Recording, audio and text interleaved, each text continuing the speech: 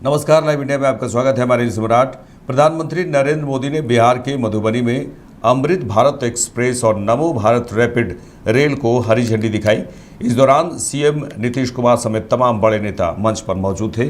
प्रधानमंत्री नरेंद्र मोदी ने कहा कि आज यहां देश के बिहार के विकास से जुड़े हजारों करोड़ रुपए के प्रोजेक्ट्स का शिलान्यास और लोकार्पण हुआ है। बिजली, रेल, इंफ्रास्ट्रक्चर के इन विभिन्न कार्यों से बिहार में रोजगार के नए मौके बनेंगे। बीते दशक में 2 लाख से ज्यादा ग्राम पंचायतों को इंटरनेट से जोड़ा गया है। 5.5 लाख से ज्यादा कॉमन सर्विस सेंटर्स गांवों में बने हैं। पंचायतों के डिजिटल होने से एक और फायदा हुआ है।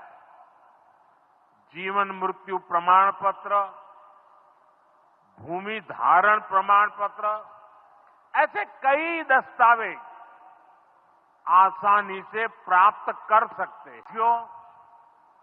बिहार वो धरती है जहां से पूज्य बापू ने सत्याग्रह के मंत्र का विस्तार किया था। पूज्य बापू का दृढ़ विश्वास था कि जब तक भारत के गांव मजबूत नहीं होंगे, तब तक भारत का तेज विकास नहीं हो पाएगा। देश में पंचायती राज की परिकल्पना के पीछे यही भावना है।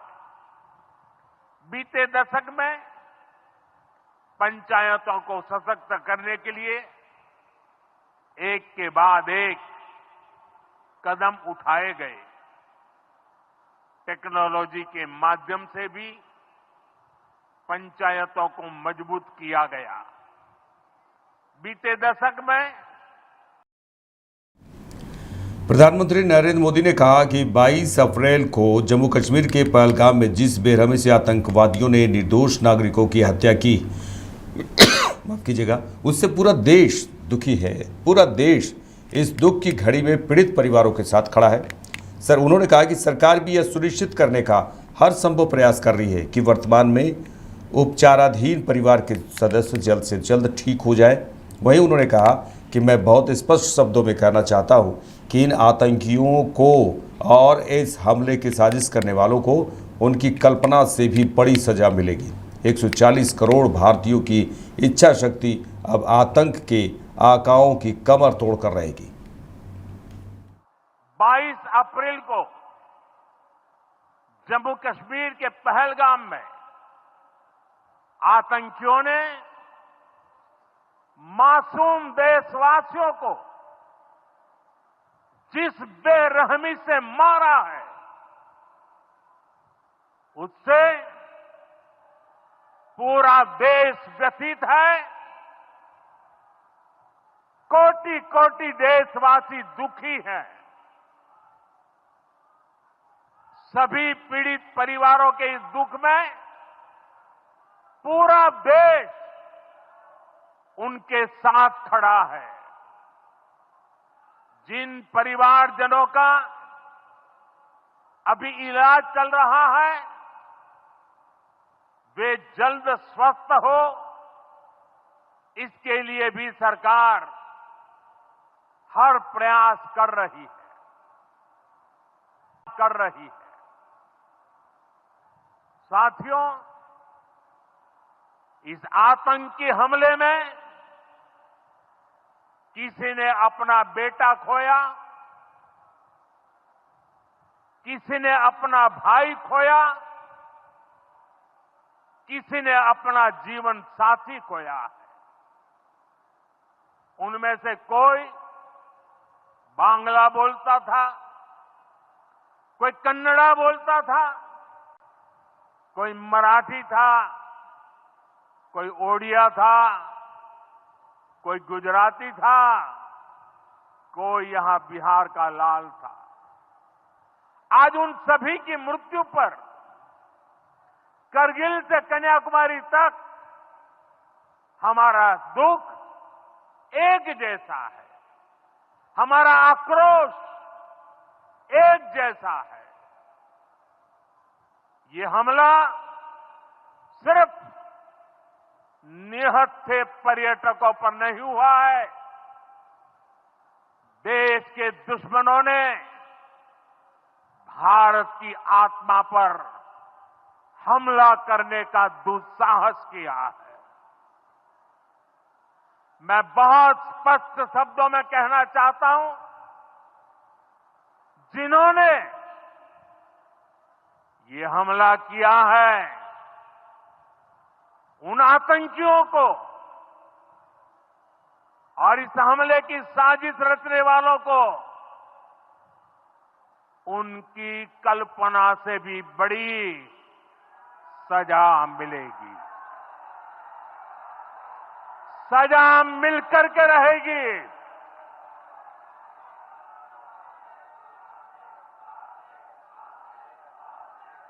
अब आतंकियों की बची खुची जमीन को भी मिट्टी में मिलाने का समय आ गया है।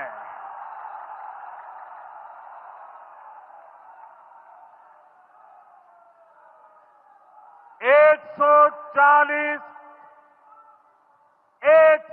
चालीस करोड़ भारतीयों की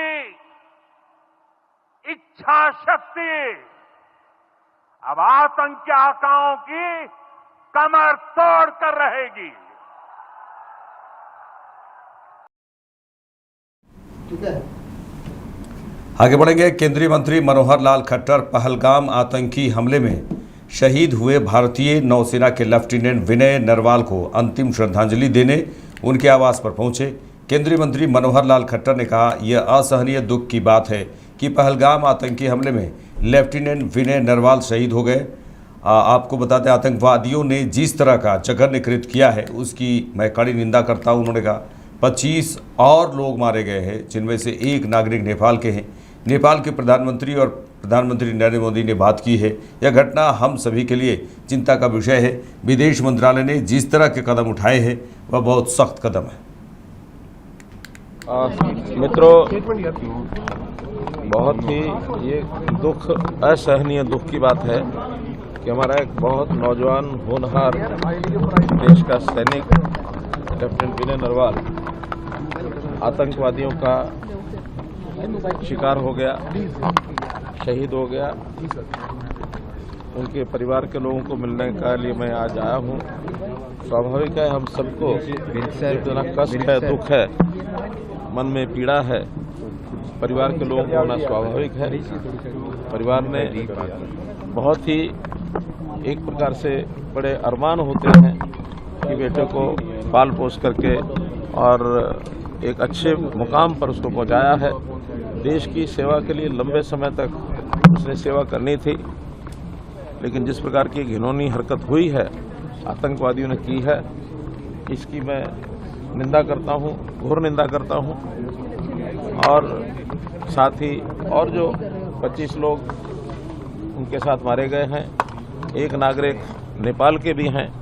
मैं कल नेपाल में था, नेपाल के प्राइम मिनिस्टर को मिलकर के भी मैंने सांत्वना व्यक्त की। नेपाल के प्राइम मिनिस्टर और भारत के प्रधानमंत्री मोदी जी की बातचीत भी हुई है और वो भी चिंता में थे कि इस प्रकार के जो टूरिस्ट हैं उनको सुरक्षित अगर नहीं कर पाएंगे तो काफ़ी कठिनाई आएगी, क्योंकि टूरिज्म चाहे भारत हो, नेपाल हो, भारत का हिस्सा कश्मीर हो अथवा अन्य प्रदेशों में टूरिस्टों का आना जाना लगातार रहता है। कल मैं नेपाल में था तो वहाँ भी बड़ी संख्या में जो इधर से धार्मिक यात्रा पर और टूरिज्म पर भारत के लोग जाते हैं उनसे भी मिलना हुआ था। ये घटना हम सबके लिए चिंता की बात है। प्रधानमंत्री जी विदेश गए हुए थे, उन्होंने तुरंत अपना दौरा रद्द करके और वापस आए। कल दिन भर बैठकें चली, आपसी बातचीत हुई और कल कैबिनेट की जो सिक्योरिटी कमेटी है, कैबिनेट कमेटी और सिक्योरिटी, उनकी मीटिंग हुई है। और जो पाकिस्तान के खिलाफ जिस प्रकार के वहाँ कदम उठाए गए हैं हमारे एक्सटर्नल अफेयर मिनिस्ट्री ने, बहुत सख्त कदम है। इनको कोई बहुत हल्के से न ले। पाकिस्तान के हाई कमीशन को यहाँ से खाली करने के लिए कह दिया गया है। हमारे जो उच्चायोग पाकिस्तान में था उनको वापस बुला लिया गया है। अटारी बॉर्डर उसको बंद कर दिया गया है। किसी भी पाकिस्तानी नागरिक को कोई वीज़ा नहीं दिया जाएगा। जो पहले से वीज़ा पर यहाँ आए हुए हैं उनको भी 1 मई से पहले यहाँ से जाने के लिए कह दिया गया है। और सबसे बड़ा जो एक विषय है जो वर्षों से जिसका लाभ पाकिस्तान उठाता था वो सिंधु जल समझौता, उसको अब एबियंस में रख दिया गया है। और अब कम से कम पाकिस्तान इसको हल्के में न ले। और अगर पाकिस्तान ने अभी भी इस प्रकार की कोई गतिविधि का कोई संकेत दिया तो फिर पाकिस्तान का मैं समझता हूँ उसको भारी एक नुकसान, ऐसा भारी खामियाजा भुगतना पड़ेगा।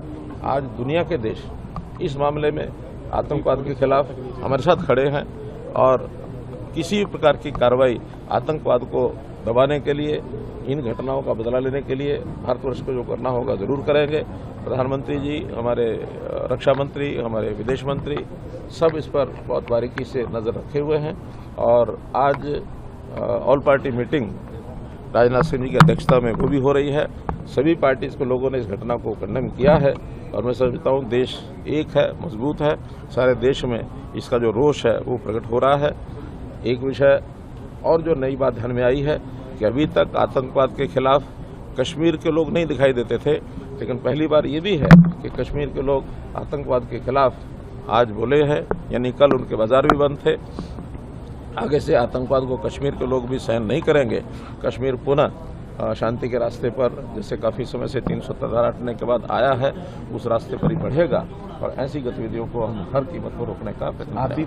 मुख्यमंत्री योगी आदित्यनाथ ने पहलगाम आतंकी हमले में मारे गए शुभम द्विवेदी के परिवार से मुलाकात की और उन्हें सांत्वना दी। उत्तर प्रदेश के मुख्यमंत्री योगी आदित्यनाथ ने कहा, न केवल देश ने बल्कि दुनिया के हर सभ्य समाज ने इस घटना की निंदा की है। यह घटना बताती है कि आतंकवाद अब अपनी अंतिम सांस ले रहा है। निर्दोष पर्यटकों पर हमला, बहन बेटियों के सामने उनके सिंदूर को उजाड़ा गया, यह कोई सभ्य समाज स्वीकार नहीं कर सकता। खास तौर पर भारत में यह कतई स्वीकार नहीं है। उन्होंने कहा कि भारत सरकार की आतंकवाद और उग्रवाद के प्रति जीरो टॉलरेंस की जो नीति रही है वह प्रभावी ढंग से आतंकवाद को निस्तारनबूद करेगी।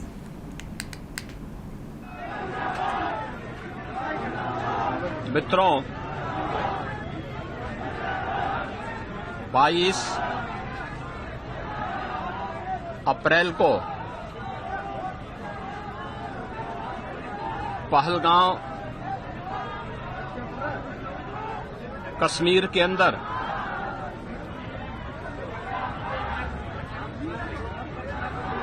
पर्यटकों के साथ जो आतंकी हमला हुआ है,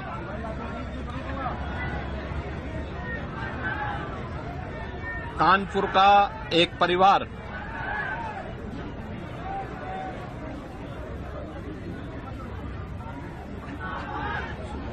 भी उस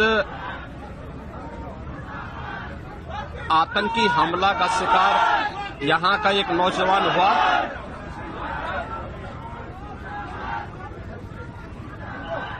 शुभम द्विवेदी 2 महीने पहले ही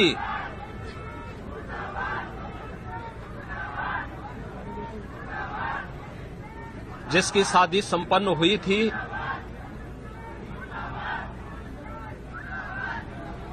यह पहलगाम का आतंकी हमला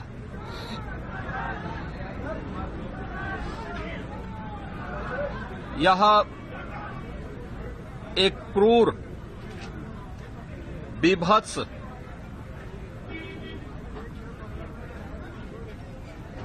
कायराना कृत्य है। न केवल देश ने बल्कि दुनिया के हर सभ्य समाज ने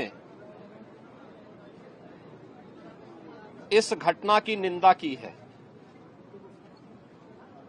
यह घटना बताती है कि आतंकवाद अब अपनी अंतिम श्वास ले रहा है। निर्दोष पर्यटकों पर हमला जाति और धर्म पूछ करके बहन बेटियों के सामने उनके सिंदूर को उजाड़ा जाए, यह कोई सभ्य समाज स्वीकार नहीं कर सकता।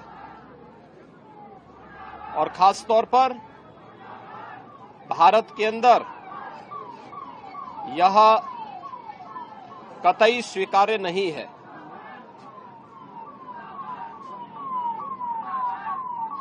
भारत सरकार की आतंकवाद और उग्रवाद के प्रति जीरो टॉलरेंस की जो नीति रही है,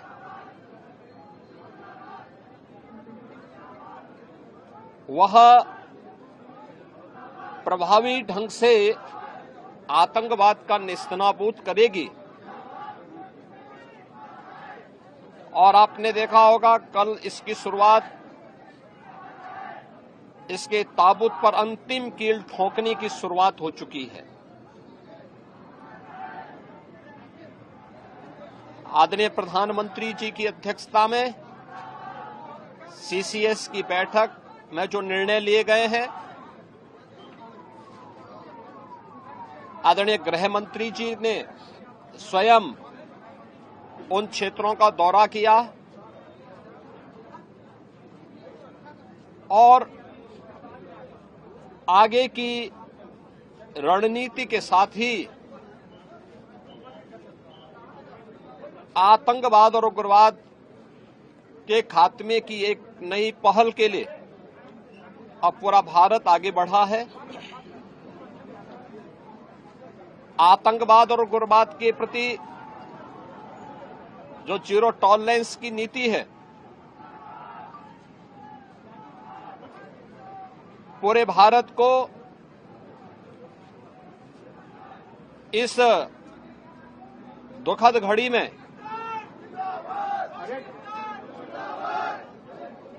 प्रधानमंत्री मोदी जी के नेतृत्व पर विश्वास करना चाहिए। मैंने अभी शुभम द्विवेदी के परिवार के सभी सदस्यों से मुलाकात की है। उनके पूज्य पिता से मेरी कल भी बात हुई थी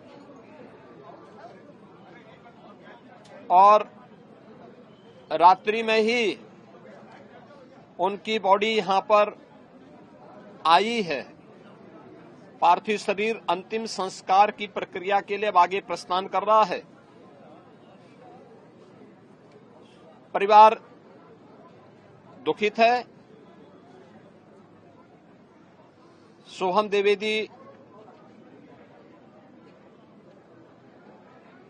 परिवार का एकमात्र पुत्र था। 2 महीने पहले ही उसकी शादी हुई थी।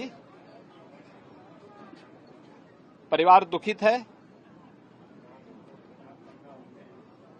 मैं दिवंगत आत्मा की शांति की कामना करता हूं। परिवार के लोगों के प्रति हमारी पूरी संवेदना है।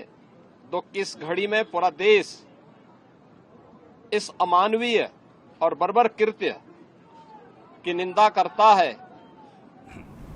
शिवसेना यूबीटी सांसद संजय राउत ने पहलगाम आतंकी हमले पर कहा है कि यह संकट की घड़ी है। यह हमला सिर्फ कश्मीर में नहीं हुआ। जो पर्यटक वहां गए थे सिर्फ उन पर हमला नहीं हुआ, यह देश पर हमला हुआ है। उन्होंने कहा कि महाराष्ट्र, उत्तर प्रदेश, हरियाणा, पूरे देश के पर्यटक वहां गए थे। यह देश पर, सरकार पर हमला है। संकट की घड़ी में उन्होंने कहा कि हम सब एक हैं, चाहे सत्ताधारी पक्ष हो या विपक्ष हो। देखिए, फैसले है, ये संकट की घड़ी है। ये सिर्फ कश्मीर में नहीं हमला हुआ है या कश्मीर में जो टूरिस्ट गए हैं उनके ऊपर नहीं हमला हुआ है, ये देश के ऊपर हमला हुआ है। वहां के जो टूरिस्ट है वो पूरे देश से गए हुए टूरिस्ट है। महाराष्ट्र से, गुजरात से, मध्य प्रदेश, पूरे हरियाणा से, यूपी से, सब जगह से वहां टूरिस्ट चले गए। उनके ऊपर हमला है। ये देश के ऊपर हमला है, यह हमारे सरकार के ऊपर हमला है। तो ऐसी संकट के घड़ी में हम सब एक है, यूनाइटेड है। चाहे सत्ताधारी हो, चाहे अपोजिशन हो, हम एक साथ बैठकर फैसले करेंगे और हमारी ये भूमिका है इस संकट में सरकार जो फैसला करेगी उनके साथ हम सब लोग रहेंगे, संकट में रहेंगे। जम्मू कश्मीर बीजेपी नेता रविंद्र रैना ने कहा कि पीएम मोदी की अध्यक्षता में हुई सीसीएस की बैठक में बहुत ही साहसिक निर्णय लिए गए हैं। सबसे बड़ा निर्णय सिंधु जल संधि पर रोक लगाना है। बहुत बड़ा निर्णय है। पाकिस्तान कश्मीर में खून खराबा करेगा और फिर यहां से जल पाकिस्तान में जाएगा, ये मंजूर नहीं है। उन्होंने कहा है कि SAARC का वीजा अब पाकिस्तानियों को नहीं मिलेगा। जो भी पाकिस्तानी भारत में हैं वे 48 घंटों के अंदर देश छोड़ दें। माननीय प्रधानमंत्री मोदी साहब के नेतृत्व में उनकी अध्यक्षता में हुई कैबिनेट कमेटी ऑन सिक्योरिटी, जो कि सुरक्षा मामलों की सबसे उच्च कमेटी है, उसमें बहुत ही साहसिक निर्णय लिए गए हैं। सबसे बड़ा निर्णय जो इंडस वाटर ट्रीटी, उस समझौते को फिलहाल सस्पेंड कर दिया गया है। 1960 के दशक में ये समझौता इंडस वाटर ट्रीटी का हुआ था, जिसके तहत हिमालय की नदियों का जल जो भारत से होके पाकिस्तान में जाता था, वो स्वाभाविक रूप से उसको पाकिस्तान जाने दिया जाता था। माननीय प्रधानमंत्री मोदी साहब की अध्यक्षता में हुई कैबिनेट कमेटी ऑन सिक्योरिटी में इस समझौते को फिलहाल स्थगित कर दिया गया है। बहुत बड़ा निर्णय है। पाकिस्तान कश्मीर को लहूलुहान करेगा, यहां खून खराबा करेगा और फिर यहां से होता हुआ हिमालय की श्रृंखलाओं का जो नदियों का जल पाकिस्तान में जाएगा, ये कतई मंजूर नहीं है। मोदी साहब ने बहुत साहसिक निर्णय किया है और साथ ही साथ जो सार्क देशों का कॉमन वीजा वो अब पाकिस्तानियों को नहीं मिलेगा। जो भी पाकिस्तानी भारत में है वो 48 घंटों के अंदर उनको देश छोड़ना होगा। अटारी बागा बॉर्डर पर जो वहां कार्यक्रम चलता था उसको बंद कर दिया गया है और वहीं जो पाकिस्तान उच्चायोग के अंदर जो डिफेंस अटैचे पाकिस्तान के थे उनको वापस करने के आदेश कर दिए गए हैं। पाकिस्तान के सभी वरिष्ठ अधिकारियों को पाकिस्तानी उच्चायोग से बाहर का रास्ता मोदी सरकार ने दिखाया है। बहुत बड़े ऐतिहासिक और साहसिक निर्णय सुरक्षा मामलों की कैबिनेट कमेटी उन्होंने लिए हैं। मोदी साहब ने पाकिस्तान का हुक्का पानी बंद किया है। मोदी साहब ने पाकिस्तानियों को आईना दिखाया है और सारी दुनिया जानती है कि मोदी साहब किस जज्बे से काम करते हैं और साहसिक निर्णय लेने के लिए, राष्ट्र हित में फैसले लेने के लिए, जनता के हित में फैसले लेने के लिए मोदी साहब और अमित शाह साहब जाने जाते हैं। बड़ा साहसिक निर्णय मोदी साहब की अध्यक्षता वाली कैबिनेट कमेटी ऑन सिक्योरिटी ने लिए हैं। पाकिस्तान ने जो दुस्साहस कश्मीर के पहलगाम में किया है, इसकी भारी कीमत पाकिस्तान को चुकानी पड़ेगी। झारखंड विधानसभा के नेता और झारखंड बीजेपी अध्यक्ष बाबूलाल मरांडी ने पहलगाम आतंकी हमले में मारे गए हाई बीम अधिकारी मनीष रंजन को उनके आवास पर श्रद्धांजलि दी। बाबूलाल मरांडी ने कहा यह घटना क्षमा करने योग्य नहीं है और उन्होंने कहा कि मैं समझता हूं कि भारत सरकार इसको गंभीरता से ले रही है और जिन लोगों ने ये किया है उन्हें उसका ज़रूर जवाब मिलेगा और उनके जो आका है उन्हें भी बख्शा नहीं जाएगा। सरकार इसका जवाब देने के लिए प्रतिबद्ध है। कब देगी, कैसे देगी, इसके लिए एक्सपर्ट तय कर रहे हैं क्योंकि अब समय आ गया है। स्वाभाविक है लोगों के आक्रोश, क्योंकि जिस प्रकार की घटनाएं हुई है जम्मू कश्मीर के पहलगाम में, यानी नाम पूछ करके, धर्म पूछ करके, कलमा पढ़ा करके, कपड़ा उतरवा करके और लोगों को मारा गया है, तो ये बिल्कुल क्षमा करने की योग्य नहीं है। और मैं समझता हूं कि भारत सरकार उसको गंभीरता से ले रही है और जिन लोगों ने इस प्रकार की दुस्साहस किया है उनको तो जवाब मिलेगा ही मिलेगा, लेकिन उनके जो आका है, जो जहां से प्रायोजित होते हैं, उन्हें भी नहीं छोड़ा जाएगा। क्योंकि घटना सिर्फ 26 लोगों का नहीं है, बल्कि देश के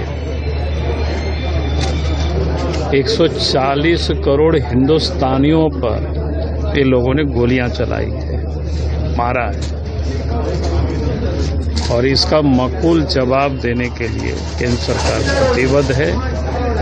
कब देगी, कैसे देगी, वो लोग जो एक्सपर्टीज है वो लोग तय कर रहे होंगे। इसलिए हमें उस दिन की जरूर प्रतीक्षा करनी चाहिए, क्योंकि अब समय आ गया है। क्योंकि जो बार बार जो लोग सेकुलरिज्म के नाम पर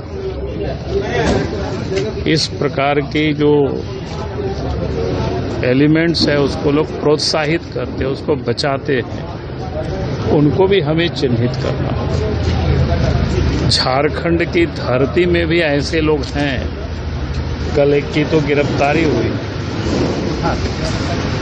और यहाँ तो मंत्री भी जो संविधान से ऊपर शरिया को मानते हैं,